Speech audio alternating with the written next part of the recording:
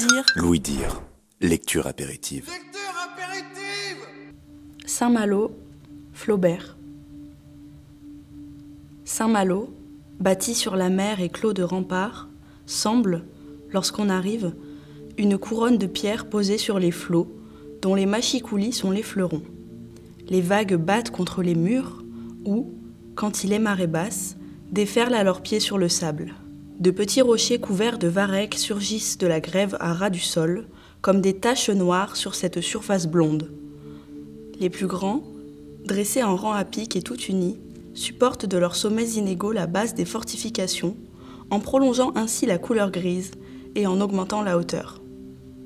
Au-dessus de cette ligne uniforme de remparts, que çà et là bombent des tours et que percent ailleurs l'ogive aiguë des portes, on voit les toits des maisons serrés l'un près de l'autre, avec leurs tuiles et leurs ardoises, leurs petites lucarnes ouvertes, leurs girouettes découpées qui tournent et leurs cheminées de poterie rouge dont les fumignons bleuâtres se perdent dans l'air. Tout alentour, sur la mer, s'élèvent d'autres îlots, sans arbres ni gazon, sur lesquels on distingue de loin quelques pans de murs percés de meurtrières tombant en ruine et dont chaque tempête enlève de grands morceaux.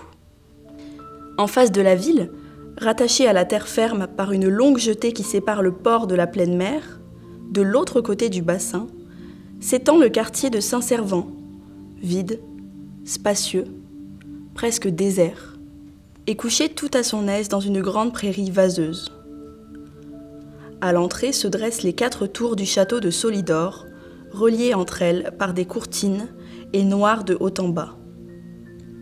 Cela seul nous récompensera d'avoir fait ce long circuit sur la grève, en plein soleil de juillet, au milieu des chantiers, parmi les marmites de goudron qui bouillaient et les feux de copeaux dont on flambait la carcasse des navires. Le tour de la ville par les remparts est une des plus belles promenades qu'il y ait. Personne n'y vient. On s'assoit dans l'embrasure des canons, les pieds sur l'abîme.